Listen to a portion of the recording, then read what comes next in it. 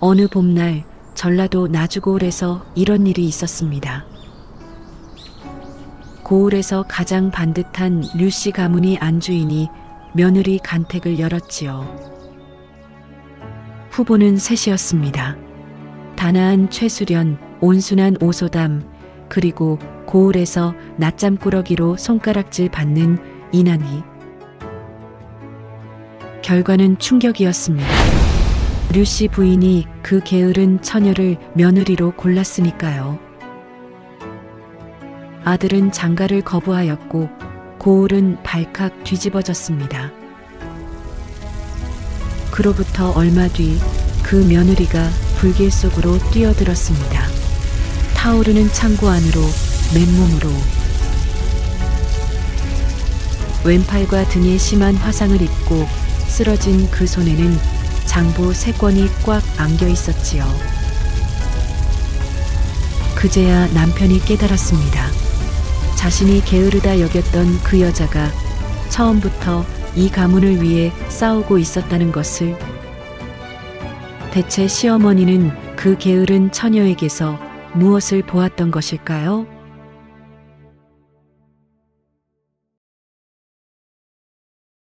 재미있게 보셨으면 구독과 좋아요 부탁드립니다. 옛날 옛적 영조 임금께서 나라를 다스리던 시절 전라도 나주고을에 류씨 가문이라 하는 큰 양반댁이 있었습니다. 포구와 강을 끼고 장터가 서는 나주는 살기 좋은 고장으로 이름이 높았는데 그 중에서도 류씨댁 기와집은 고을 한복판에 우뚝 솟아 누구나 한눈에 알아볼 만큼 크고 반듯하였지요.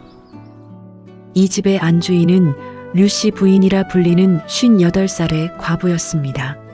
20해 전 남편을 여의고 홀로 가문을 지켜온 분이었는데 엄하기로 소문났으되 흉년에는 곳간을 열어 이웃을 먹이고 하인들에게 밥을 굶긴 적이 단 한 번도 없는 어른이었습니다. 고을 사람들은 류씨 부인을 두고 무섭지만 믿음직한 큰댁 마님이라 하였지요. 류씨 부인에게는 외아들이 하나 있었습니다. 이름은 류성준.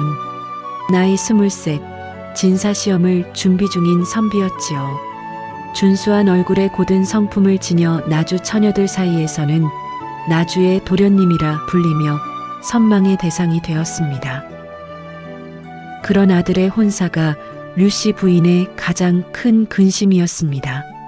23이 되도록 짝을 정하지 못하였으니 고을 안팎에서 혼담이 빗발쳤지만 류씨 부인은 번번이 고개를 저었습니다.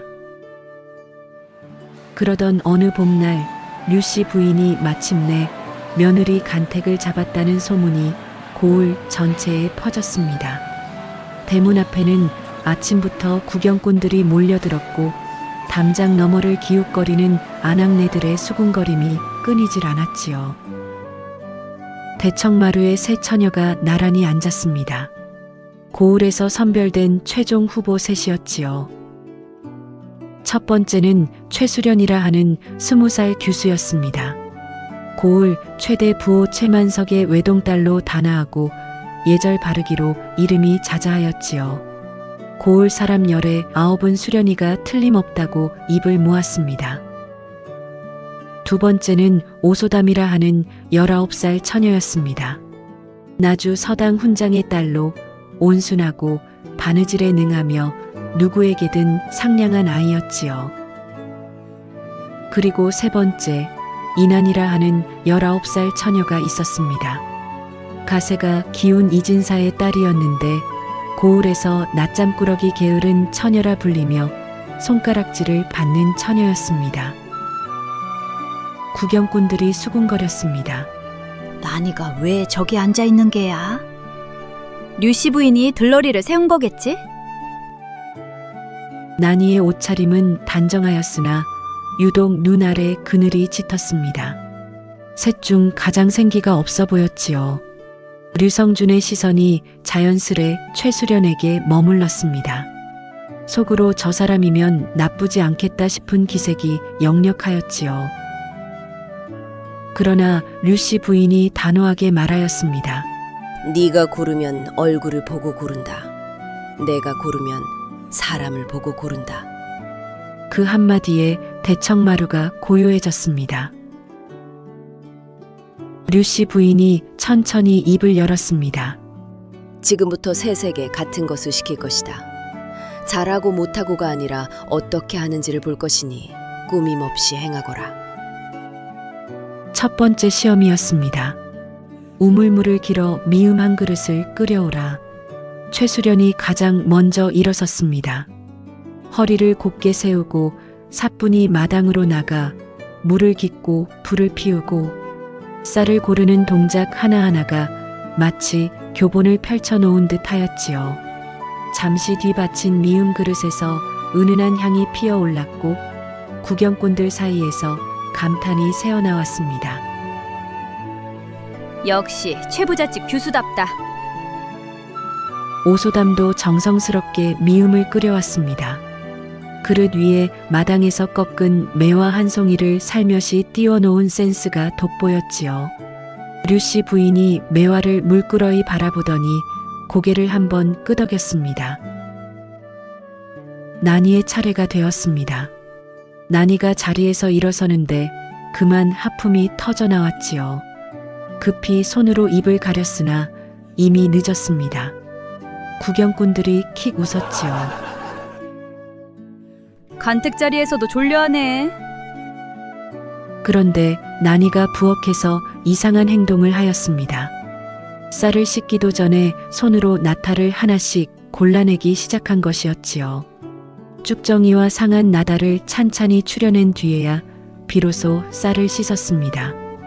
구경꾼들은 굼뜨기까지 하다며 혀를 찼지만 류씨 부인의 눈빛만은 번뜩였습니다. 상한 쌀이 미음맛을 망치지 않도록 먼저 살핀 것이었지요. 나니가 받친 미음 그릇은 받침이 살짝 삐뚤어져 있었고 겉보기에는 셋 중 가장 못한 미음이었습니다. 두 번째 시험이었습니다.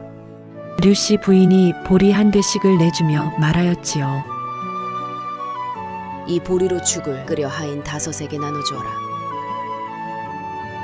최수련이 능숙하게 죽을 끓였습니다. 5 그릇에 정확히 나누어 하인들 앞에 놓으며 말하였지요. 어서 먹고 일이나 하거라. 손놀림은 능숙하였으나 하인들을 내려다보는 눈빛이 차가웠습니다. 류씨 부인이 그 눈빛을 놓치지 않았지요. 오소담은 조용히 죽을 나눠주었습니다. 그런데 한 하인이 한 술만 더 달라 청하자 당황하여 자기 몫을 선뜻 내주고 말았지요. 착하기는 하였으나 거절할 줄을 모르는 성정이 고스란히 드러나는 순간이었습니다. 나니의 차례가 되었습니다. 나니는 보리를 씻다 말고 고개를 들어 부엌 구석을 두리번거렸지요. 무엇을 찾는 듯 하더니 선반 위에 놓인 마른 무청 한 줌을 발견하였습니다. 나니는 그 무청을 잘게 썰어 보리에 섞었지요. 구경꾼들이 코웃음을 쳤습니다. 간택 자리에서 무청죽이라니. 그러나 나니는 아랑곳하지 않고 묵묵히 죽을 끓였습니다. 보리에 무청을 섞으니 양이 불어 5 그릇이 아니라 6 그릇이 되었지요. 나니는 하인 5에게 한 그릇씩 건넨 뒤 남은 한 그릇을 부엌 구석에 살며시 놓았습니다. 류씨 부인이 물었습니다. 남은 한 그릇은 누구 것이냐? 나니가 부엌 구석을 가리키며 답하였지요. 물 깃는 아이도 배가 고플 거 아닙니까? 부엌 구석에는 10살쯤 되어 보이는 어린 종이 쪼그리고 앉아 있었습니다. 아무도 신경 쓰지 않은 그 아이를 나니만 보았던 것이지요. 세 번째 시험은 질문이었습니다. 류씨 부인이 새 처녀에게 물었지요. 시어머니가 틀린 말을 하면 어찌하겠느냐? 최수련이 공손히 답하였습니다. 어른의 말씀은 틀려도 따르는 것이 도리옵니다. 오소담이 조심스레 답하였습니다. 조용히 따르되 나중에 여쭤보겠습니다. 나니가 입을 열었습니다.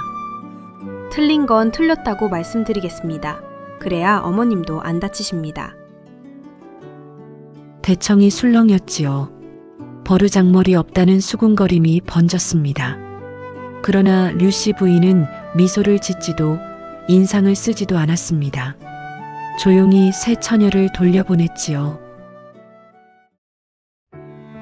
이튿날 아침 류씨 부인이 자리에서 일어나 또렷한 목소리로 선언하였습니다. 며느리는 이난이로 정하겠다. 순간 대청이 얼어붙었습니다. 그리고 폭풍이 몰아쳤지요. 친척들이 벌떡 일어났고 하인들의 입이 쩍 벌어졌습니다. 류성준의 얼굴이 하얗게 질렸지요. 어머니, 농담이십니까? 차라리 장가를 들지 않겠습니다. 류씨 부인이 아들을 한번 돌아보며 단 한마디만 남겼지요. 내 눈을 믿어라. 대체 시어머니는 왜 그 게으른 처녀를 골랐던 것일까요? 이야기는 열흘 전으로 거슬러 올라갑니다. 간택을 잡기 전 류씨 부인이 홀로 몰래 이난이의 집을 찾아갔던 날이었지요. 이진사의 기와집은 반듯하였으나 예전의 활기는 찾아볼 수 없었습니다. 마당 한쪽에 잡초가 올라와 있었고 사람 손이 모자란 집이었지요. 이진사는 한때 나주에서 가장 문서를 잘 읽는 학자로 이름 높은 어른이었습니다. 그런데 5해 전 공금을 횡령하였다는 누명을 쓰고 관직에서 쫓겨났지요. 그 뒤로 찾아오는 손님이 끊기고 하인들도 하나둘 떠나버렸습니다. 남은 늙은 종 하나가 바깥일을 겨우 감당할 뿐 안살림 전체가 19살 나니의 어깨 위에 얹혀 있었지요. 담 너머로 안을 살피던 류씨 부인의 눈에 나니가 들어왔습니다. 한 손에는 약탕기, 한 손에는 밥주걱을 들고 이마에 땀을 흘리며 분주히 움직이고 있었지요. 나니가 약탕기를 들고 방 안으로 들어갔습니다. 자리에 누운 아버지의 등을 조심스레 받쳐 올리며 약사발을 입에 대어드렸지요. 아버지, 오늘 죽은 좀 드셨어요? 이진사가 힘없이 고개를 저었습니다. 나니의 눈에 걱정이 그림자처럼 어렸지요. 동생들에게 밥을 차려 먹인 뒤에도 나니의 손은 멈추지 않았습니다. 빨래를 걷고 아궁이에 불을 넣고 이튿날 쌀을 불리고 마당에 올라온 잡초를 뽑았지요. 밤이 깊어 삼경이 가까워지자 동생들이 하나둘 잠이 들었습니다. 그제야 나니가 호롱불 앞에 앉았지요. 무릎 위에 아버지의 옛 서책을 펼쳤습니다. 한문으로 빼곡히 쓰인 글자들을 나니의 눈이 막힘없이 훑어 내려갔지요. 아버지에게 어릴 적부터 한문을 배운 덕이었습니다. 새벽 인경이 울릴 무렵 나니가 겨우 눈을 붙이려 하였습니다. 그런데 막내 동생이 잠결에 보채기 시작하였지요. 나니가 소리 없이 일어나 막내의 등을 토닥이며 자장가를 을조렸습니다. 아이가 다시 잠들고 나서야 나니도 벽에 등을 기대어 고개를 떨구었지요. 날이 밝았습니다. 마당을 비추는 햇살 아래 나니가 느티나무 아래 주저앉아 꾸벅 졸고 있었지요. 지나가던 동네 안하기 담 너머 그 모습을 보더니 혀를 찼습니다. 저것 이진사 딸 또 졸고 있어. 양반댁 교수가 저래서야 쓰겠나? 담 밖에서 이 모든 것을 밤새 지켜본 류씨 부인의 눈가가 젖어들었습니다. 게으른 것이 아니었지요. 밤새 가족을 위해 깨어있느라 낮에 잠이 든 것이었습니다. 그리고 류씨 부인은 또 하나를 보았습니다. 나니가 졸면서도 무릎 위에 책 한 권을 펴놓고 있는 것이었지요. 아버지에게 배운 학문을 놓지 않고 붙들고 있는 모습이었습니다. 돌아오는 길 류씨 부인이 낮은 목소리로 음조렸습니다. 꼼꼼하고 참을성 있고 한문을 읽고 어떤 불리함에도 굴하지 않는 아이. 사실 류씨 부인에게는 따로 품은 뜻이 있었지요. 밤마다 들여다보던 포구 곡식 출납 장부에 석연찮은 숫자들. 누군가 류씨 가문의 땅을 조금씩 빼돌리고 있다는 의심이 가시지 않았던 것입니다. 이 싸움에는 저 아이가 필요하다. 며느리 간택의 진짜 이유는 이미 그때 정해져 있었지요. 간택 소식이 전해진 날 뜻밖의 일이 벌어졌습니다. 이난이가 직접 류씨 가문 문을 두드린 것이지요. 대청마루에서 류씨 부인 앞에 무릎을 꿇은 난이가 고개를 숙이며 입을 열었습니다. 감사하오나 저는 갈 수 없습니다. 아버지께서 병석에 계시고 동생들이 아직 어립니다. 제가 빠지면 그 집이 흔들립니다. 목소리도 눈빛도 흔들리지 않았지요. 류씨 부인이 그 눈을 한참이나 들여다보더니 오히려 고개를 끄덕였습니다. 이 거절이 마음에 든 것이었지요. 우리 집 하인 둘을 이 진사댁에 보내마. 안살림 도울 이 하나, 바깥일 이 하나. 의원도 내가 정기로 붙이겠다. 난이의 눈이 커졌습니다. 류씨 부인이 덧붙였지요. 시집온 며느리가 친정 걱정에 잠을 못 이루면 그게 시댁에도 좋을 리 없지 않겠느냐. 한 번도 남 앞에서 눈물을 보인 적 없던 난이의 눈이 붉어졌습니다. 두 사람 사이에 처음으로 신뢰라는 것이 놓이는 순간이었지요. 혼례가 치러졌으나 류성주는 내내 신부와 눈을 마주치지 않았습니다. 첫날 밤 신방에 촛불이 켜졌지만 류성주는 방 한쪽에 앉아 책만 펼쳤지요. 난이는 서운하였으나 내색하지 않았습니다. 조용히 이불을 펴며 나직하게 말하였지요. 편히 쉬세요. 촛불이 흔들렸고 긴 침묵만이 신방을 채웠습니다. 다음 날 새벽 난이가 가장 먼저 일어나 부엌에 불을 지폈습니다. 그러나 시댁 부엌이 손에 익지 않아 죽이 눌어붙었지요. 탄내가 부엌 가득 퍼지자 하인들이 킥 웃었습니다. 역시 게으르다더니 부엌 일도 못하는구나. 류씨 부인이 부엌으로 들어와 눌어붙은 죽을 한 숟갈 떠 맛보더니 아무 말 없이 고개를 끄덕이고 돌아섰지요. 류성준이 못마땅한 얼굴로 모친을 찾아왔습니다. 밥도 제대로 못 짓는 사람이 어찌 안살림을 받습니까? 류씨 부인이 아들을 올려다보며 답하였지요. 밥 짓는 법은 가르치면 되지만 사람 보는 눈은 가르칠 수 없다. 류성준은 더 이상 말을 잇지 못하고 돌아섰습니다. 며칠 뒤 류씨 부인이 난이를 조용히 안방으로 불렀습니다. 문을 닫고 마주 앉자 류씨 부인이 낮은 목소리로 말하였지요. 네 아비 일은 내가 알고 있다. 입 다물고 때를 기다려라. 그리고 포구 곡식 출납 장부 꾸러미 하나를 난이 앞에 내려놓았습니다. 이것을 읽을 수 있느냐? 난이가 장부를 펼쳤습니다. 한문으로 빼곡히 적힌 숫자와 지명들. 읽을수록 눈이 점점 커졌지요. 이건 곡식 출납 장부인데 숫자가 맞지 않습니다. 해마다 수확량은 줄고 있는데 전담 넓이가 변한 기록이 없습니다. 류씨 부인이 고개를 끄덕이며 답하였습니다. 그래, 맞지 않지. 누군가 우리 가문의 땅을 조금씩 빼돌리고 있다. 방 안에 무거운 침묵이 내려앉았습니다. 난이가 류씨 부인을 바라보았지요. 류씨 부인의 눈에서 오랜 세월 혼자 짊어져온 무게가 읽혀졌습니다. 난이가 나직하게 말하였지요. 제가 살펴보겠습니다. 류씨 부인이 난이의 손을 잡았습니다. 시어머니와 며느리가 아니라 뜻이 하나가 되는 순간이었지요.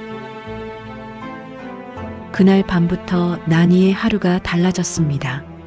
낮에는 묵묵히 안살림을 하고 밤이면 모두가 잠든 뒤 창고로 향하였지요.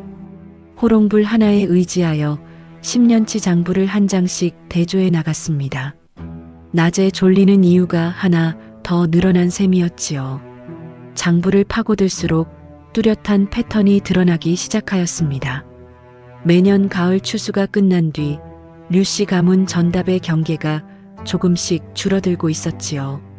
한 해에 손바닥 한 뼘씩 눈에 띄지 않을 만큼 교묘하게 깎여나간 것이었습니다. 10해를 합치면 적지 않은 땅이었지요. 그리고 줄어든 땅의 방향이 모두 한 곳을 가리키고 있었습니다. 최만석의 전답과 맞닿은 경계선이었지요. 사흘째 되던 밤, 나니가 결정적인 것을 찾아냈습니다. 5해 전에 작성된 토지 매매 계약서 한 장이었지요. 언뜻 보면 평범한 문서였으나 나니의 눈이 계약서 한쪽 구석에 찍힌 서명에서 멈추었습니다. 필체가 미세하게 달랐지요. 진짜 서명과 나란히 놓고 보면 알아챌 수 있을 정도로 교묘하지만 분명한 위조였습니다. 아버지에게 배운 한문이 아니었다면 절대 발견하지 못하였을 차이였지요. 나니의 손이 떨리기 시작하였습니다. 위조된 서명이 만들어진 시점이 이진사가 공금 횡령 누명을 쓴 때와 정확히 겹쳤던 것이지요. 퍼즐 조각들이 하나씩 맞추어졌습니다. 최만석이 류씨 가문의 땅을 삼키면서 이를 눈치챌 수 있는 사람을 먼저 제거한 것이었지요. 나주에서 문서를 가장 잘 읽는 사람, 이진사를 횡령꾼으로 몰아 내쫓은 것이었습니다. 아버지의 누명은 처음부터 최만석이 꾸민 함정이었던 것이지요. 나니가 장부를 가슴에 끌어안고 눈물을 삼켰습니다. 5해 동안 아버지가 병석에서 신음하던 밤들이 손가락질하던 이웃들의 얼굴이 한꺼번에 밀려왔지요. 이를 악물었습니다. 울고 있을 때가 아니었지요. 나니가 류씨 부인에게 달려갔습니다. 어머니, 다 알겠습니다. 최만석이 우리 두 집안을 모두 망치고 있었습니다. 장부와 위조 계약서를 펼쳐놓고 하나하나 짚어가며 설명하는 나니의 목소리는 또렷하였지요. 류씨 부인이 설명을 끝까지 듣더니 비로소 속내를 드러내었습니다. 내가 너를 며느리로 고른 이유가 바로 이것이다. 그러나 하인 귀돌이 나니의 야간 창고 출입을 최만석에게 밀고 하였습니다. 최수련이 류씨 가문을 방문하고 돌아가는 길에 귀돌을 담장 구석으로 불러내었지요. 낮은 목소리로 밀명을 내렸습니다. 오늘 밤 창고의 장부를 모두 없애거라. 흔적이 남아서는 안 된다. 삼경이 지날 무렵이었습니다. 고요하던 류씨 가문 뒷뜰에 매캐한 냄새가 번지기 시작하였지요. 창고 쪽에서 붉은 빛이 피어올랐습니다. 불이었지요. 나니가 가장 먼저 불을 발견하였습니다. 머릿속에 한 가지 생각밖에 없었지요. 장부가 타고 있다는 것이었습니다. 몸이 생각보다 먼저 움직였습니다. 나니가 불길 속으로 뛰어들었지요. 아씨! 안 됩니다! 잠에서 깨어 마당으로 달려나온 류성준의 눈에 불길 속으로 사라지는 나니의 뒷모습이 들어왔습니다. 류성준의 얼굴이 하얗게 질렸지요. 불길 안은 지옥이었습니다. 연기가 눈을 찌르고 뜨거운 열기가 피부를 태웠지요. 나니가 선반위 장부를 더듬어 찾았습니다. 손끝에 익숙한 감촉이 잡혔지요. 핵심 장부 3권을 품에 꼭 끌어안고 출구를 향해 몸을 던졌습니다. 무너지는 석가래가 나니의 왼팔과 등을 스쳤지요. 타는 듯한 고통이 온몸을 관통하였습니다. 난이가 창고 밖으로 쓰러져 나왔습니다. 품에는 장부 3권이 꽉 안겨 있었지요. 왼팔과 등에 심한 화상을 입어 살같이 벌겋게 일어나 있었습니다. 류성준이 달려가 쓰러진 난이를 안아들었지요. 왜 장부 따위 때문에 목숨을 거는 거요? 난이의 의식이 흐려져 갔습니다. 가물거리는 눈으로 류성준의 얼굴을 올려다보며 중얼거렸지요. 장부가 아니에요. 우리 집안을, 아버지의 이름을. 말을 끝맺지 못하고 난이의 고개가 꺾이었습니다. 류성준이 처음으로 난이의 눈물을 보았지요. 그 눈물 속에 게으름도 무례함도 없었습니다. 오직 절박함 뿐이었지요. 류성준이 장부 3권을 품에 안고 나주 관할을 찾아갔습니다. 그러나 현감의 반응은 싸늘하였지요. 이미 최만석의 뒷돈이 현감의 주머니에 들어가 있었던 것입니다. 현감이 오히려 역공을 펼쳤지요. 근거 없이 고을 명망가를 모함하였으니 이는 무고에 해당한다. 소장을 거두지 않으면 무고죄로 다스리겠다. 류성준의 얼굴이 하얗게 질렸습니다.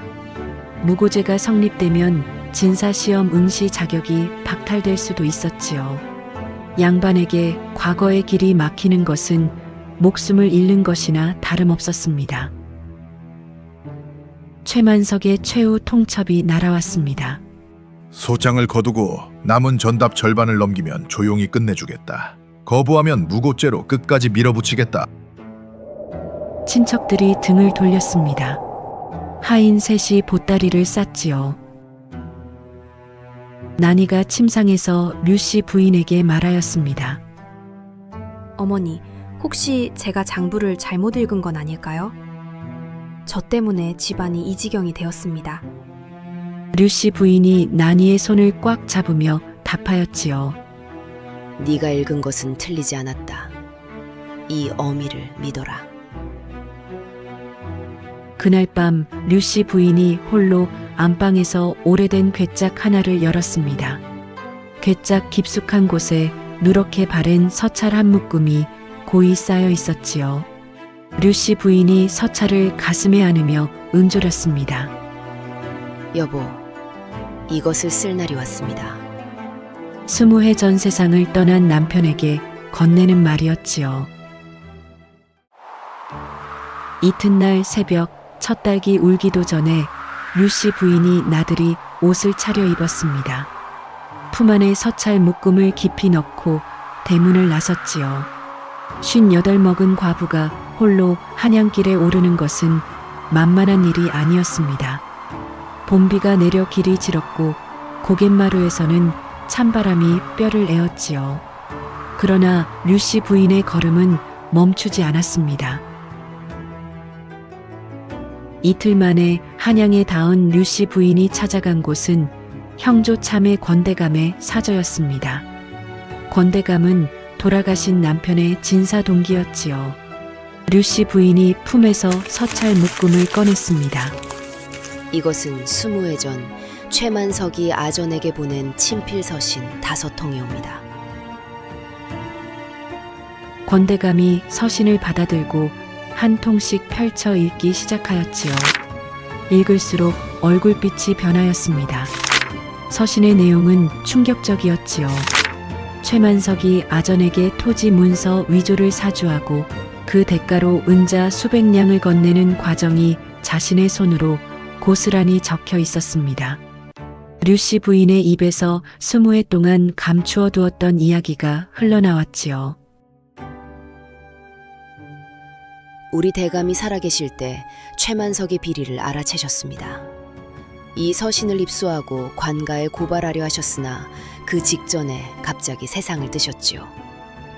서방님의 유언이 딱 한마디였습니다. 때가 되면 쓰거라. 20해였지요. 20해 동안 류씨 부인은 이 서찰을 괴짝 깊숙이 넣어두고 때를 기다렸던 것입니다. 혼자 힘으로는 최만석을 이길 수 없다는 것을 알았기에 장부를 읽을 줄 알고 끝까지 물러서지 않을 며느리가 필요하였던 것이지요. 난이가 찾아낸 증거와 남편이 남긴 서찰이 합쳐지면 비로소 최만석을 쓰러뜨릴 수 있었습니다. 권대감이 자리에서 일어났습니다. 이 정도면 가명에서 움직일 것이오. 그 길로 권대감이 전라 감사에게 공문을 보냈지요. 전라 감사가 즉시 특별조사관을 나주에 파견하도록 명하였습니다. 사흘 뒤 류씨 부인이 나주로 돌아왔습니다. 그 뒤를 가명조사관이 따르고 있었지요. 조사관이 곧장 최만석의 저택으로 향하였습니다. 대문이 열리고 조사관이 들어서자 최만석의 안색이 처음으로 변하였지요. 조사관이 서재와 창고를 샅샅이 수색하였습니다. 위조된 계약서, 도장이 서랍 깊은 곳에서 나왔고 아전들에게 건넨 매수 기록이 쏟아져 나왔지요. 귀돌이 체포되어 모든 것을 쏟아내었습니다. 창고 방화도, 고을에 나붙은 험담 투서도 모두 최만석의 지시였음이 낱낱이 드러났지요. 조사관이 5해 전 이진사의 공금 횡령 사건 기록까지 다시 꺼내어 살폈습니다. 최만석이 만들어낸 위증과 조작이 하나씩 벗겨져 나갔지요. 전라 감사의 판결이 내려진 날, 나주 고을관아 앞에 사람들이 인산인해를 이루었습니다. 최만석은 전 재산을 몰수당하고 먼 곳으로 유배형에 처해졌지요. 뒷돈을 받고 최만석의 편을 들었던 현감 역시 파직되어 관복을 벗었습니다. 포승줄에 묶인 최만석이 고개를 떨구고 끌려나가는 모습을 고을 사람들이 숨을 죽이고 지켜보았지요. 같은 날 이진사의 공금 횡령 누명이 공식으로 취소되었습니다. 파직 기록이 삭제되고 복권 교지가 내려왔지요. 5해였습니다. 5해 동안 횡령꾼이라는 손가락질을 받으며 병석에 누워있던 이진사에게 마침내 이름이 돌아온 것이지요. 교지를 전하러 간 것은 류성준이었습니다. 장인 앞에 무릎을 꿇으며 말하였지요. 아버님, 유명이 벗겨졌습니다. 교지를 받아든 이진사의 손이 나뭇잎처럼 떨렸습니다. 글자 위에 눈물이 떨어져 먹이 번져나갔지요. 이 늙은이가 살아서 이름을 되찾다니. 가슴에 끌어안고 소리내어 울었습니다. 5해 동안 쌓아두었던 한이 한꺼번에 터져나오는 울음이었지요. 류성준이 장인에게 깊이 절을 올렸습니다. 소생이 눈이 어두워 아내를 몰라봤었습니다. 용서하여 주십시오. 이진사가 떨리는 손으로 사위의 어깨를 잡았지요. 자네가 끝까지 물러서지 않았다고 들었네. 고맙네, 성준아. 류씨 가문에 잠식당하였던 전답이 모두 돌아왔습니다. 오히려 최만석의 재산 일부가 피해 보상으로 더해졌지요. 떠났던 하인들이 하나둘 고개를 숙이고 돌아왔고 등을 돌렸던 이웃들이 슬며시 안부를 물어왔습니다. 세상 인심이란 그런 것이었지요.